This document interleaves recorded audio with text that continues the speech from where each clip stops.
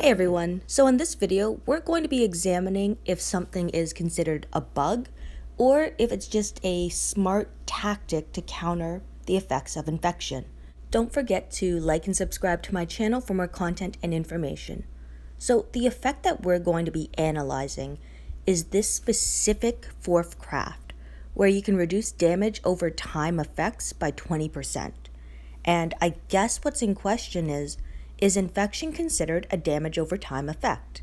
Right now, the way this interacts, a character under the influence of infection but has this specific fourth craft, they won't die. Now, the typical damage over time effects that we think of are bleed, burn, hemobleed.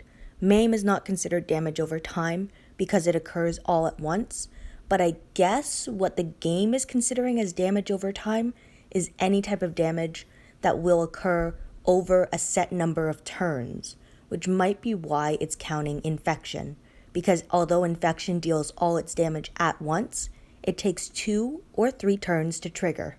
So the way this weapon, specifically the fourth slot, is interacting with infection is that it's leaving a character with 20% of their max HP. So it's showing the animation of a character dying, but the character is not actually dying. They still have 20% of their HP, and they're kind of like a ghost character for a second. So it's a really interesting effect, and I'm unsure whether to call it a bug or if it's actually intentional. So before we look at this weapon in particular, we are going to just check to see how infection works against abilities like dexterity, as well as the ability Outlast. So with dexterity, when this specialist takes damage, the amount taken is reduced based on the current AP, that's the evasion part. The tenacity part is the interesting one. So if this character's health is above 20% and they take damage that would kill them, their health will be reduced to 19% instead. So we're going to check to see if infection outright kills a tenacity character or a dexterity character like Kapoor, and we're also going to check the interaction with Outlast. Will the character still go into Outlast or not? If a character does, then Mia is a fair counter to use because she's able to rush and revive a teammate as well as use her active skill. So it's just a pretty easy method to test this. We're just going to use the trader and we're going to infect the different characters on this team and see what happens. So I'm actually going to leave one of the Mias up on purpose, but I'm going to waste my active skill just to see how it works when staggered.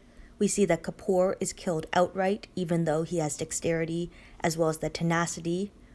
We see that Mia is not killed outright. She does go into Outlast, which is very important because she's actually able to bring back Kapoor. And now we see that if we don't infect both Mias at the same time and they die at the same time, then they're going to constantly bring each other back. And now we're going to test out this weapon effect. I'm deciding to go with Georgia just because she's a new character and a lot of people haven't seen her yet, so I'm going to give her that absolute defense weapon along with the reduced damage over time effects by 20%.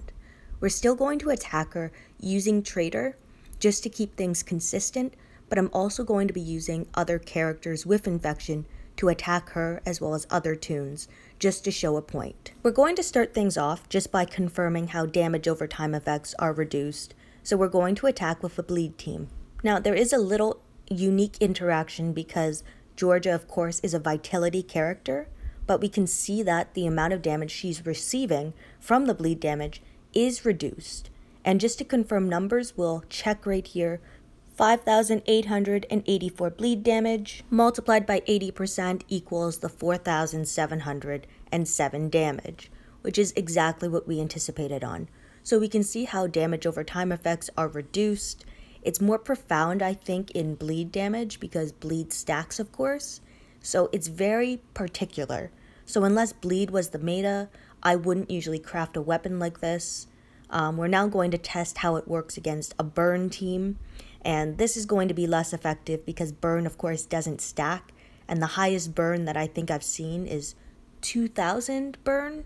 Well, maybe 2,150 because there is an ability to increase burn damage by 150. So I'm just using double Naya's as well as Steve because I have a decent chance of applying some burn, although it's taking quite a bit. Naya's have a better chance to cause burn on their weapons. So I'm just waiting for that to hit or for my Steve to rush. So there's the 400 bleed, and when my other Naya attacks, she increases it to 550, and 550 times 80% equals 440 damage, which again is what we see. And now we're going to move on to the weapon that's in question. And it doesn't have to be this exact weapon, it just has to have that fourth slot of reducing damage over time effects by 20%. Now, this doesn't mean that these characters are immune because you can still attack them after and kill them. It just means it'll be more difficult to kill characters with these weapons because they won't be killed outright. Here we can see that Georgia is out, but she's still kind of there, which is a little confusing. So the animation shows that she's dead, but you can still select her and you can see that she has HP. She then reappears after you either attack her or use an active skill. So on this next round, we're actually going to see exactly how much HP she still technically has after something like infection and her specific weapon. After her vitality kicked in, she has 6,922 HP, and now she has 1,384. And as you guessed it, 6,984 times 80% is 1,384 HP. So it is exactly 20% HP that's left. So it's just a question now of, is this weapon interacting correctly with infection? I know most people would say, well, infection happens all in one single turn, so it shouldn't be a damage over time effect, because there isn't any damage occurring over time. It's occurring in a single turn, kind of like maim damage. And just to make sure that the absolute defense on the weapon isn't coming into play somehow, we're going to use a different weapon that has the same fourth slot, just for testing purposes, of course. We're also going to trade the traitor in and use Mateo instead, just to see if it's the traitor interaction or if it's all infection. I think the truly interesting part of all this is what Scopely's response is going to be, because I know a lot of people who ended up buying tunes like the traitor or Mateo assumed that, infection would work a specific way. The only ways to clear it are clearing all penalties, clearing infection, or healing your tune. But if this weapon also works, well, it kind of changes things up a bit. It seems like an interesting interaction to me, because this weapon would finally have a use, and I mean that fourth slot, because there isn't really a bleed meta going on, and this specific weapon reducing damage over time effects by 20% doesn't seem like that amazing because of how limited it is.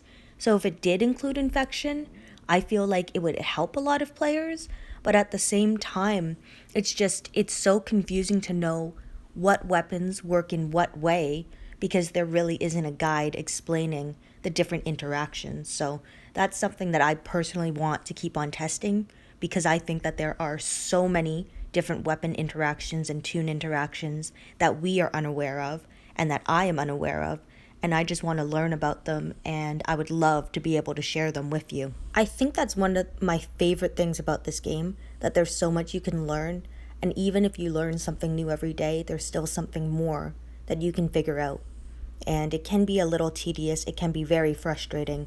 I don't think that there's a lot of great guides out there for how to play this game, only because there's so much information and so many ways to play it, and it's just not clear. Like, even for me, if I were to try and make a guide, I don't even know where I would start.